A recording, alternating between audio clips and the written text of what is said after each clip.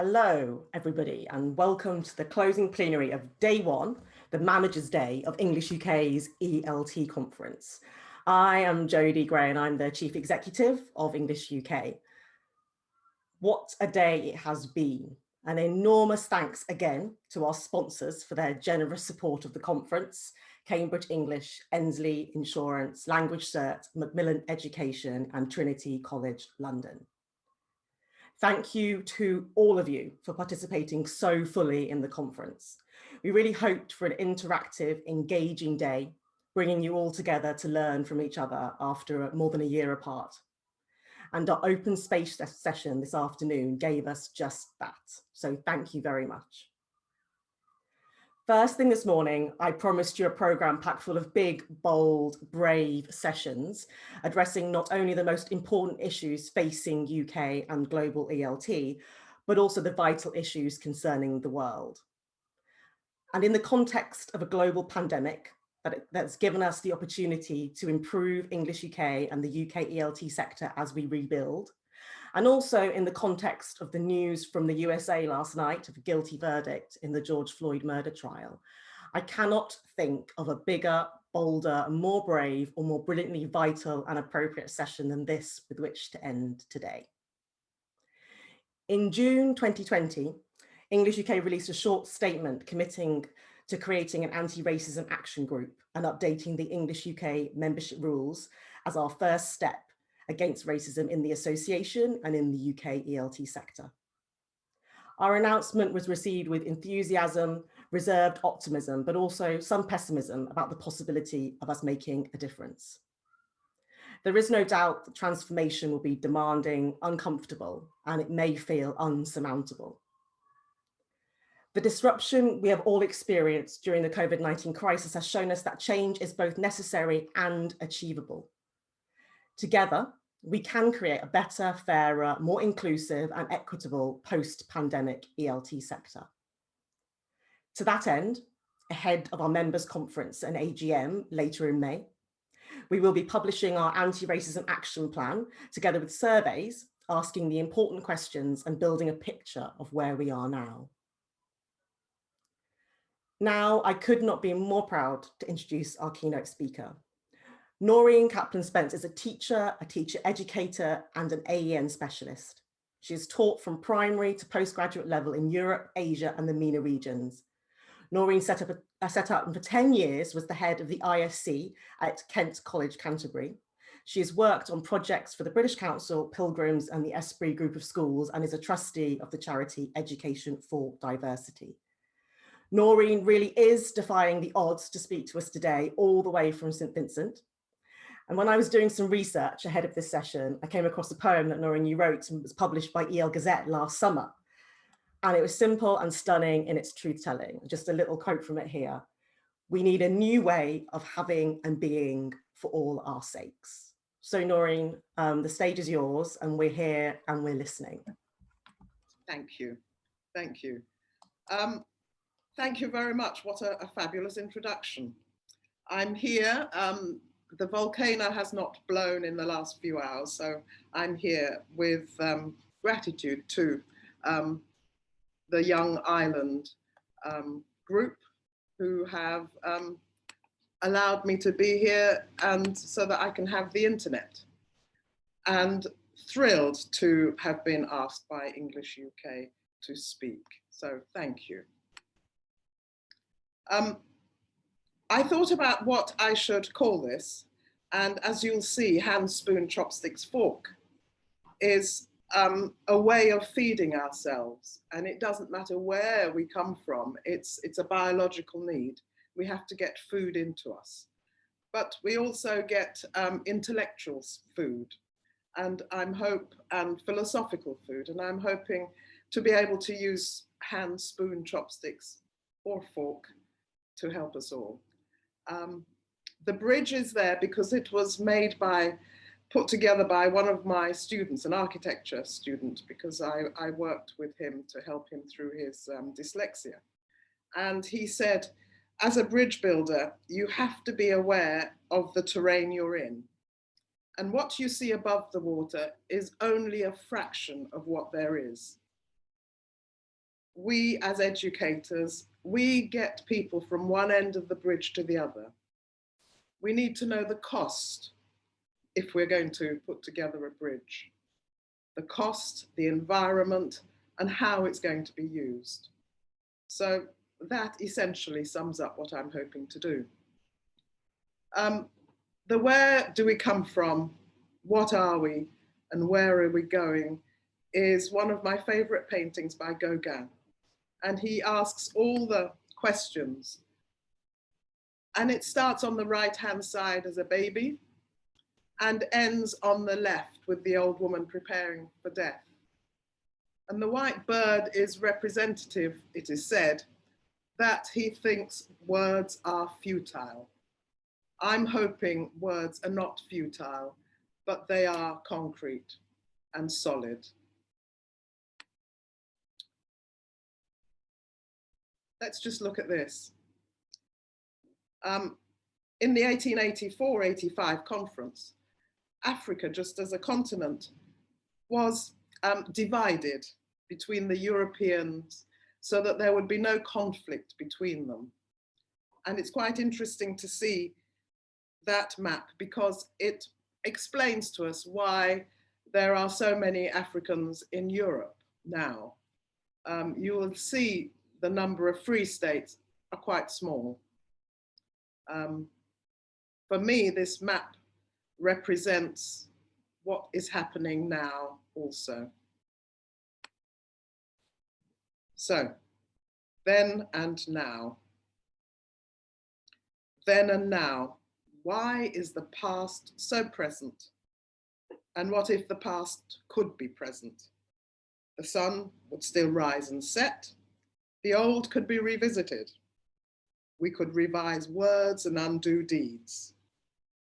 We would reveal truth, accept, forgive, and move on. Until then, those three troublesome amigos, truth, acceptance, and forgiveness, will remain apart.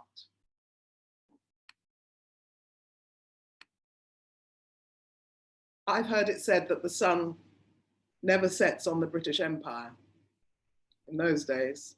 And you can see when the sun rose on one side of the world, it was setting on the other.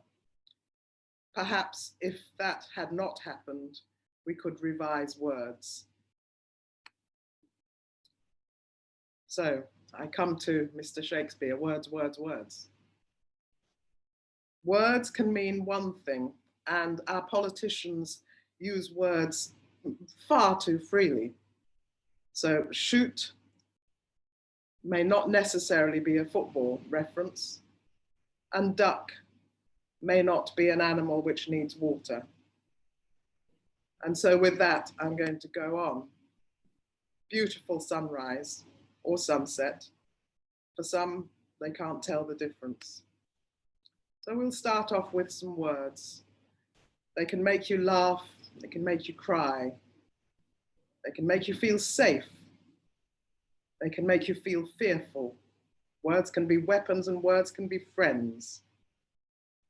Words can heal and words can harm. Words can hold and words can let go. Words can be beautiful and they can be ugly. Words can include as well as exclude. Words are you and words are me. We stand by our words. Our words are everything.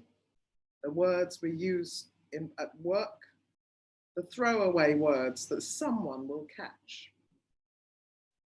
And once that word is caught, it is pretty difficult to uncatch it. I have heard words spoken in places of education which should never have been spoken. Because once you hear them, you either have to get rid of them in some way or tackle them. When I was young, I would not get too involved in heavy discussions with words. because my father told me you either have to talk fast or run fast. I could run fast and I could talk fast, and sometimes I had to make a choice. Children and people are still making this choice because of the way people use words. Words belong to our trade. We are our words. So we don't want them to be light and to be meaningless. It's, I heard words spoken to children in a school, and it's heartbreaking. Words are how we identify ourselves, and there is empowerment in words. So we need to use words that empower and give us pride and allows the listeners to have pride. This kingfisher doesn't know what it says below. He can't read the sign. He is only doing what is natural. He is naturally fishing. And because he's naturally fishing, there's nothing wrong. He sees nothing wrong.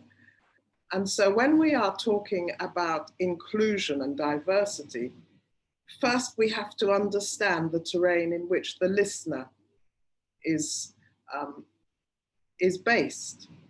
I gave some work at Liverpool, at John Moores University, for a group of northern universities. I also gave the same workshop in the south at Kingston. And it was looking at students from the MENA regions and how to engage them in the process of English for academic purposes. And when I spoke with the teachers, it was discovered that not all the teachers were completely online with where the students were. And people can tell that. They can tell whether you're being real, whether you're being empathetic. And again, the words matter. I'm going to read you now something I've written. I won't show it to you. I'm going to leave you with this image. So shall just ice, damn ages us all. Social peace and security for all needs social justice. Join just and ice, so we all have peace and security.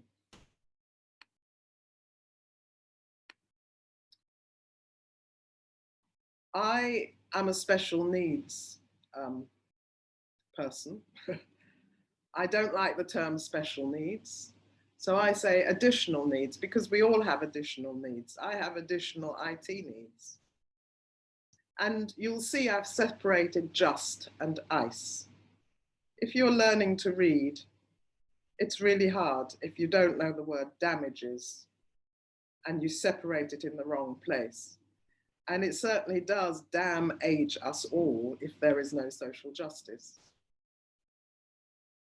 And so one of our, as the ELT industry, is to join just and ice together. And the final line with security is a reference to all the people who are refugees and come by sea.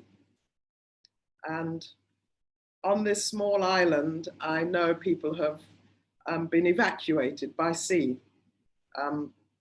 out of the dangerous area, the red zone, where the volcano has caused so much havoc. In my work as a teacher and a teacher trainer, I have tried to include social justice in my work because it is who I am. And often we teach what we are. And so we need a variety of voices. We need a variety of faces. We need variety. If you were to eat the same meal every day, it gets pretty boring after a while. A green salad is exciting, but throw in something of a different color, a nice red tomato, some green peppers, yellow peppers, and then we're online.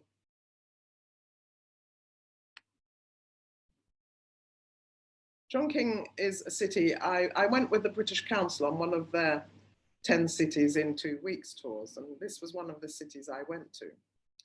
I also went here after a NAFL conference in Beijing. And it was interesting to see this for real. Of course, the middle bit where the brown and the blues, it's a bit murky.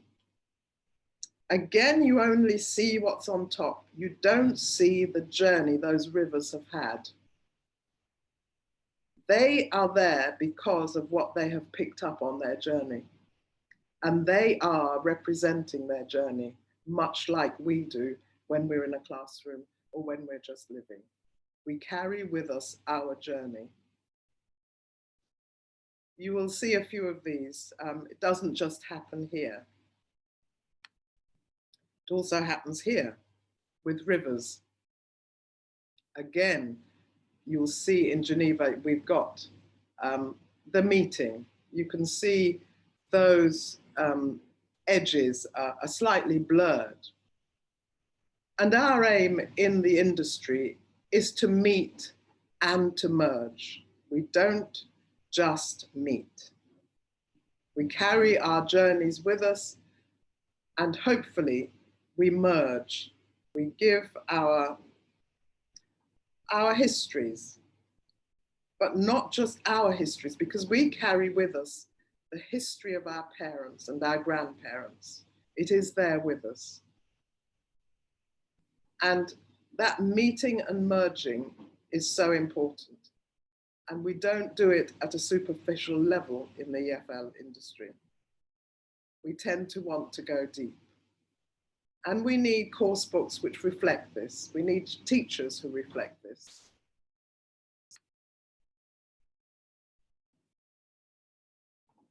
So our superpower, if we were to put together a Marvel comic, I think our industry would have superpowers. Fear fuels faithlessness. Honest humanity feeds, sharpens the senses, and harvests understanding. And that for me is our industry. Compassion is our superpower and strength.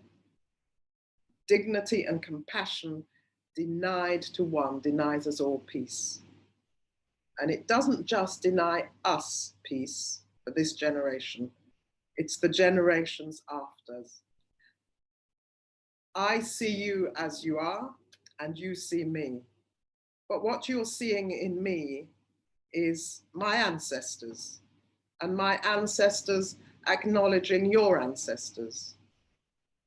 We are not responsible for what our ancestors did or said, but we are responsible for ourselves.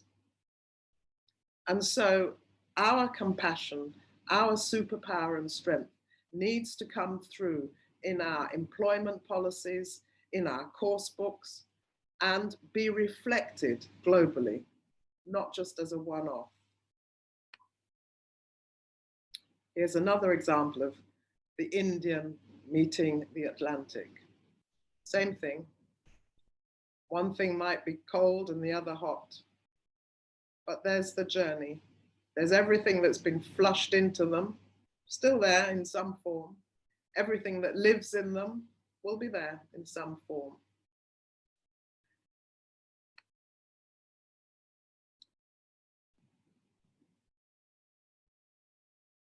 You notice I don't speak immediately when I put a slide up, because some of us would want to hear the words and perhaps close our eyes. Some of us will want to see them. And so I give time for both. This is the last stanza of a long poem, which I wrote after my aunt, who is in her 80s, phoned me really angry after the statue in Bristol was pulled down. And she said, I don't know why these Black people pull down these people's statues. It's not ours. She belongs to the generation where she is still a guest in the UK. And as a guest, you're told a time to arrive, you're told there's a reasonable time to leave, and there's a behavior as a guest which you acknowledge and respect. She hasn't realized that for the last 60 plus years, she has been a citizen of the United Kingdom. She votes and she pays taxes. And she still feels that she's a guest. And so I thought of it as traffic lights. No, some of us are afraid. Some of us are angry. Some of us are sad. Some of us are weak. And some of us are sorry. Let's go back to the way it was. Leave. Please leave our country, leave our language, our statues and our culture. There ain't no black in the Union Jack. We might change in time. I've heard this ain't no black in the Union Jack shouted at boys, shouted at my son. And it's powerful. It's really powerful. And that's just before a carload of people get out and start attacking them. Some people who are visitors to the country are afraid. Some of them are angry and some of them are very sad. Some of them are weak now and some of them are sorry that they stayed. But it's also reflected in the host. Some of the host are angry that the statues are being pulled down. They're feeling weak, they're feeling powerless, they're feeling that there's nothing they can do. And some people are really sad that it's happened and it's come to this. And more importantly, people are afraid. And they'd like things to go back to the 1950s, where people like me would be embarrassed to walk the streets. I grew up with a metal sheet against my front door because skinheads would throw fireworks into our letterbox. I have run from many gangs as a young teenager. I've been on marches to free Nelson Mandela. I've been on the Angela Davis campaign when she was the FBI most wanted person. So I know what it feels like. Fortunately, I was born here in St. Vincent. So I had a sense of who I was from a very young age. And I didn't need to be afraid. My fear was for physical harm. I knew that my mind would be intact and that would survive. I had role models here and I had a pride. The people born in the UK of my colour, some of them don't have that. They have no sense of belonging. And it's hard to know, are they green to go? Are they in that waiting area, that amber area, waiting for something to happen? Or is it red, stop, do not pass, go? And especially when there's no black in the Union Jack and nothing acknowledged that your presence is not wanted. And one of the cures for this may be to see more visible people who are not screaming and shouting.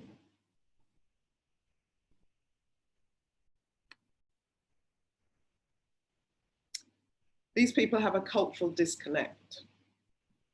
They talk about back home. My mother used to talk about going back home. Home is here.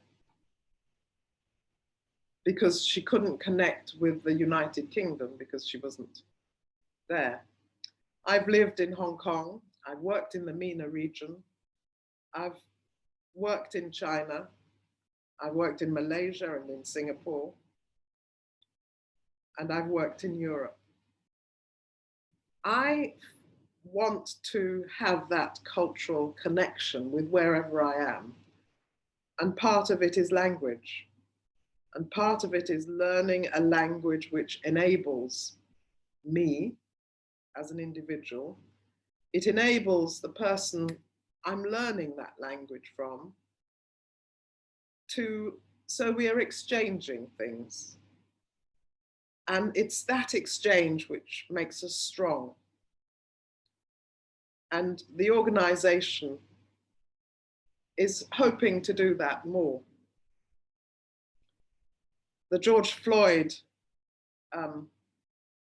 result yesterday helped, I am sure, to make that cultural connection between the people like George Floyd's hue, my hue, and the policeman's hue, helps to make some sort of merge, I hope. I wish the policeman a long life. So, walls, windows, and mirrors. I think we need to look inwards and outwards, letting some light in.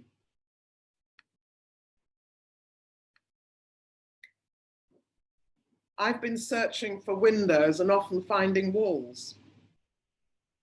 A wall around my world to hold me. But for me, I need to renovate that wall. I don't need to break it. EFL, ELT, EAL, English for academic purpose. That is hopefully renovating the walls around the learner's experience of English.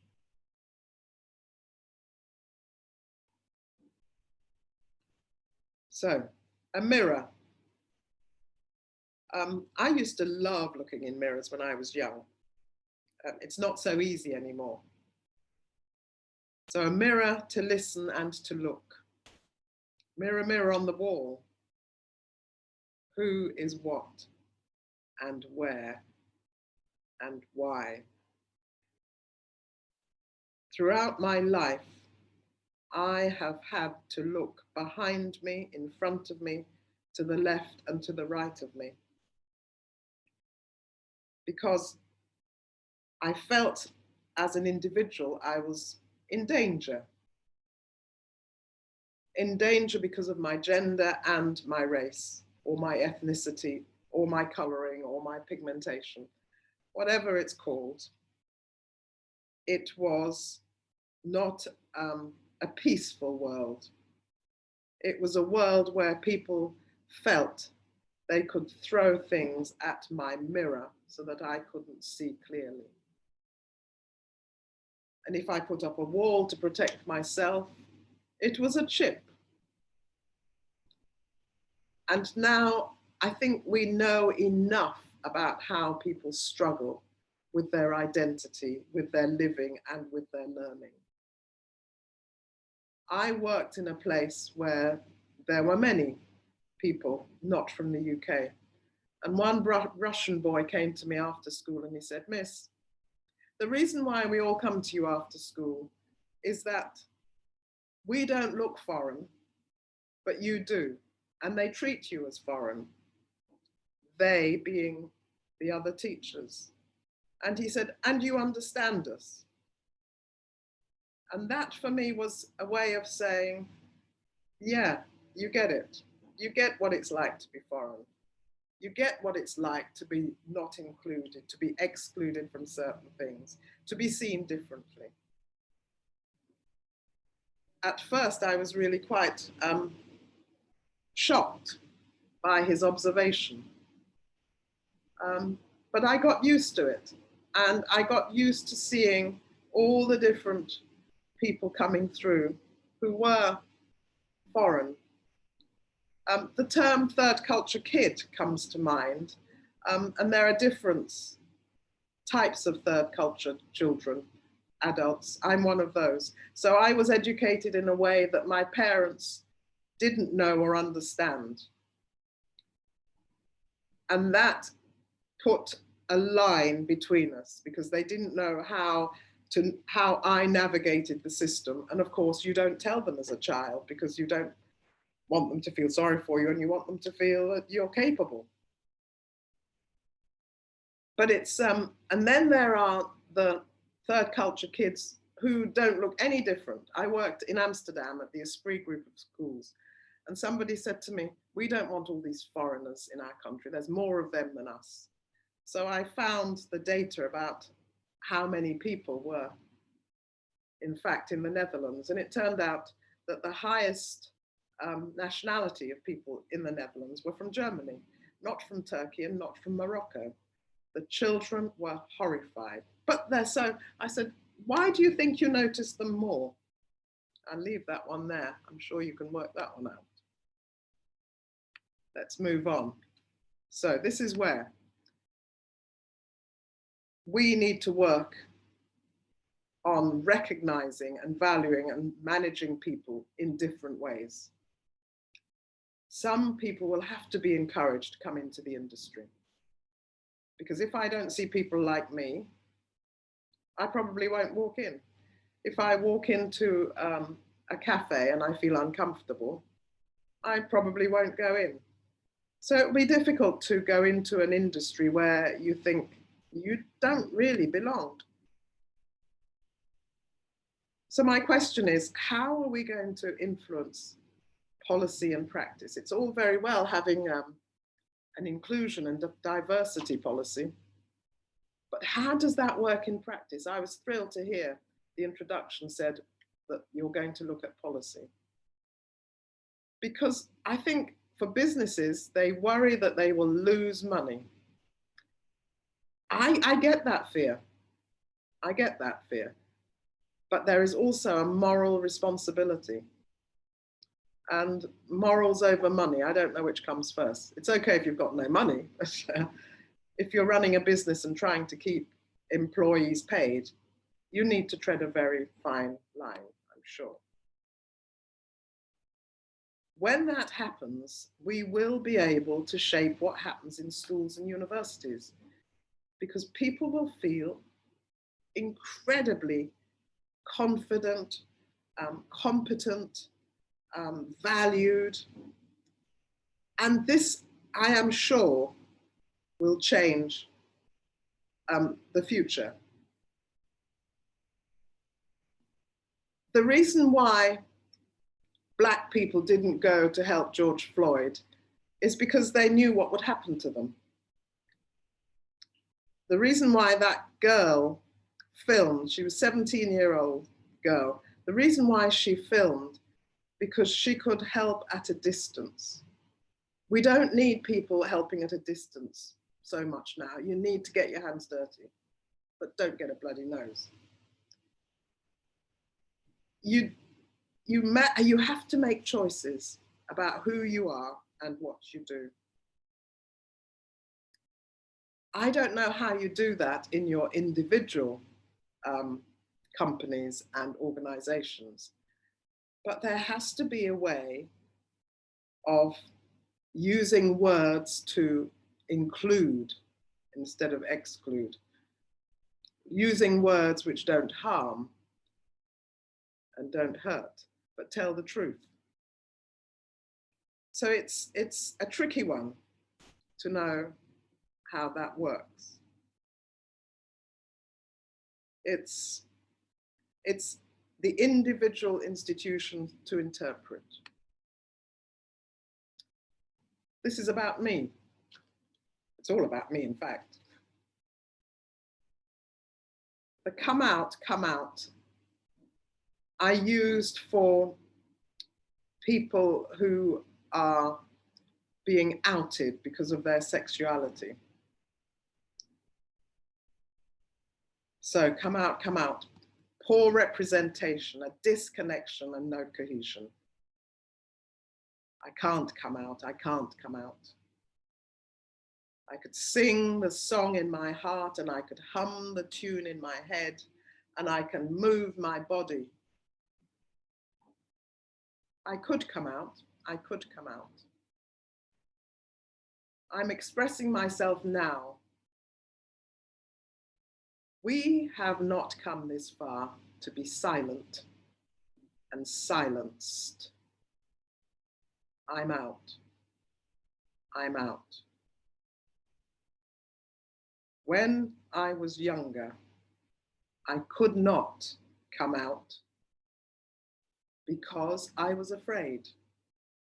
It was clear what I was, pretty obvious. But as for my thoughts and feelings, I had to keep them under wraps sometimes. I had a mortgage to pay. I had a child at a school. I needed to live with myself. And so this is about music. It's about words. It's about being represented. And it's about having a connection. So I'm hoping today that I've had some sort of connection with you all, and that some of your ideas will merge into mine and mine into yours. My final slide is not far from where I am now. And you'll see a road down the middle between the Atlantic and the Caribbean Sea. And I feel that's where we are. I feel sometimes there is a road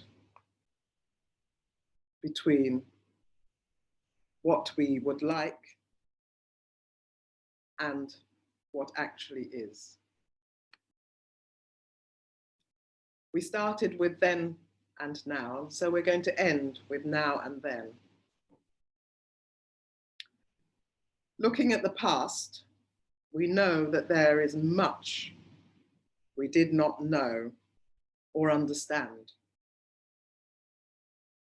Looking to the future, we know there is much that we will never know or understand.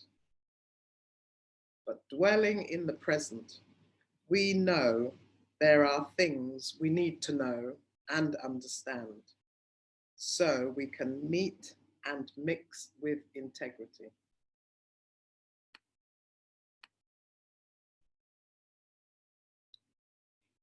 So dwelling in the present. This conference will provide you with things you need to know and understand in order that we can move on and meet and mix with some sort of personal and professional integrity. I'm hoping that we have come together and know where we come from and what we are. I have no idea where we're all going, but the charity for which I am a trustee, Education for Diversity,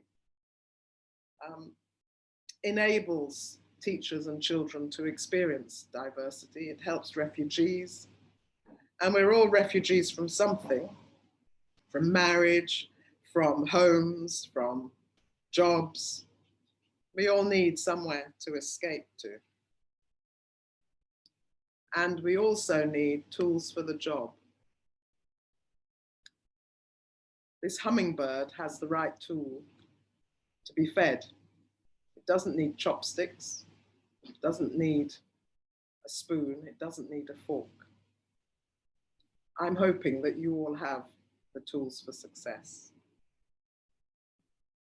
Open for questions. The end. Thank you.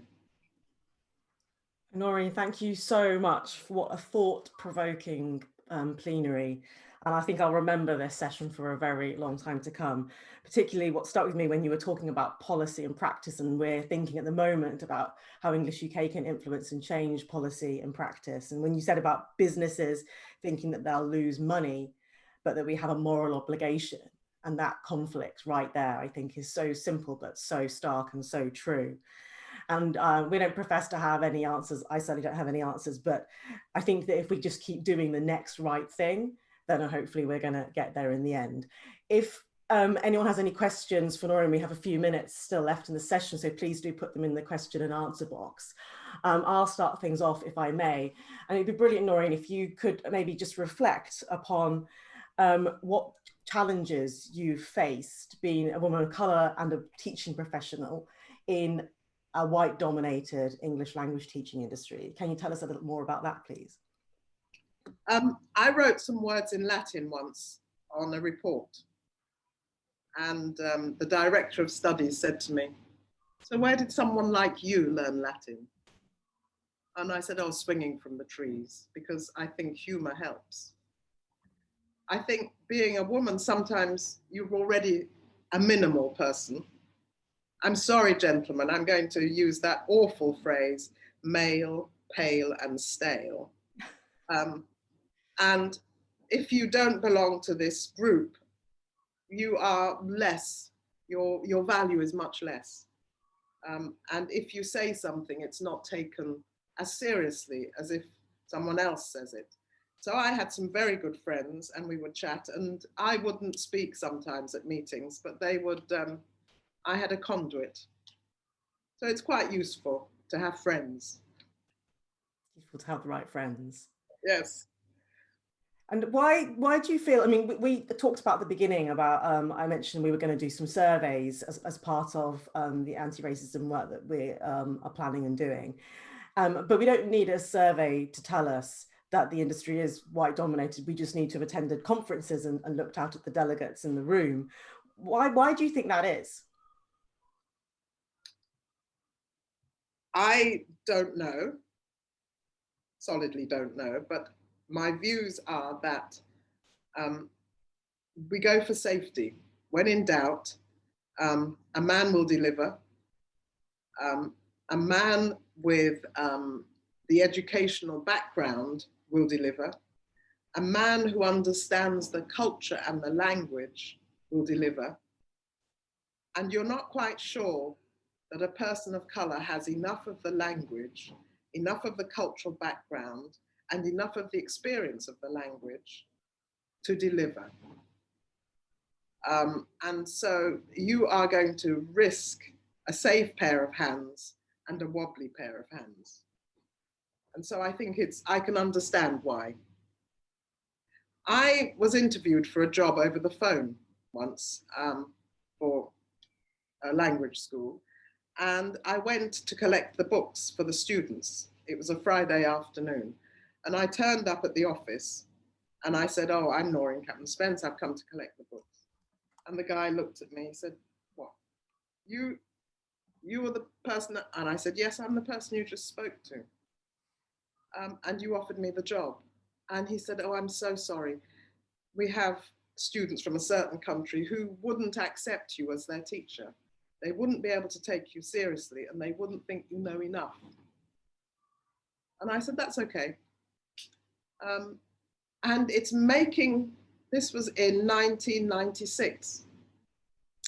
So I'm hoping things have changed slightly. Do you think that they have changed? I've no idea. I think I'll leave that one there.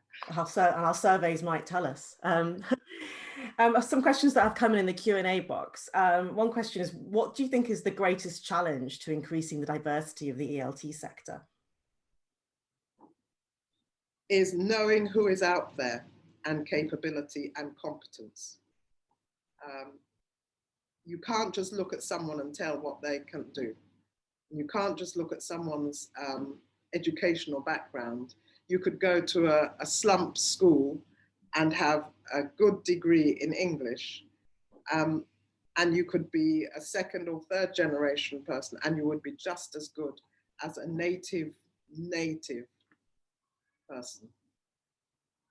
I think it's difficult. It's a difficult one. And that's a good segue actually into my next question, because tomorrow we have a plenary session about nativism and native speakerism in the ELT industry, delivered by Silvana Richardson and Chieswon Chong, which we're really looking forward to. It's going to be live streamed. What do you feel could and should be done to challenge that native speakerism, that white native speakerism in the ELT sector? I think ELT needs to be more involved in something like the European Youth Parliament, because then they will see a variety. I took a group of children to Sweden as part of the European Youth Parliament project, and I saw some bright, intelligent, articulate, funny people there who would be an asset to any organization. Unless you dig deep, you're not going to find it. You don't find gold walking down the street. You don't, if you want to cook something special, you don't just go into the corner shop and expect to find it, unless it's a specialist corner shop. You need to look. If you don't look, you won't find. And you need to know what you're looking at, because you won't recognize it when you see it if you're not aware. So awareness raising is the major one. Mm-hmm. And Noreen, you've worked in different sectors in education. Do you feel there's a particular challenge for increasing diversity when we're talking about the ELT sector over other parts of the education system? Okay, blunt. I have not worked in state schools in the UK. I have worked in independent fee-paying schools in the UK. I have worked in independent schools that have majority of people don't look like me. So that's one sector. I have worked in English for business and English for academic purposes. And I think it's the same difficulty. It's lack of awareness of what Black people can do. Lack of awareness of what women can do, what other people can do. It is about building awareness. I was in a staff meeting once when there had been an attack in Paris, in France. I don't know if it was Paris. And the head teacher said, we need to look out for our French students. They might be sad. And I had to put my hand up and say, we also need to look out for the children who are Muslim, who might also be sad and afraid. And I think we need to open our eyes. And I think we need to be more aware. Of course, there was silence in the room and someone came, oh, you would say that, wouldn't you? And I said, yes, I would. But it's that sort of comment that minimizes people and doesn't acknowledge their fear and their strengths. That's what I sort of rail against, but I won't do that here. No, please do. Please do. Rail all you want. Noreen, thank you so much. We have to draw things to a close because we're at the end of the day, but it has been such a thought-provoking and brilliant session. We really do appreciate your time. And I know that you really are joining us against the odds with everything that's happening in St. Vincent. So please stay safe. And we are so grateful for you for speaking today. Thank you to everybody who's joined us for this closing plenary. I'm just going to share with you, and Eleanor will share in the chat the link for the quiz, which is starting at 5:15. It's sponsored by Macmillan Education, and it will be just a great way to relax and at the end of the day and spend some time with colleagues. Hopefully you've got a team. I know we've got some great questions and it will be a great fun way to end the day. So please do join us there. If you haven't registered already, you can do so, and Eleanor will share the link to do that in the chat area of Zoom webinar. Thanks again to Noreen. Thanks to everybody for joining us. We look forward to seeing you tomorrow when you're going to be joined by some 400+ teachers for a really packed day, and who knows how many people on the live plenaries that will be running tomorrow as well, the live stream plenaries. We're really looking forward to all of the brilliant programme content and to seeing you tomorrow. Thank you very much and have a good evening.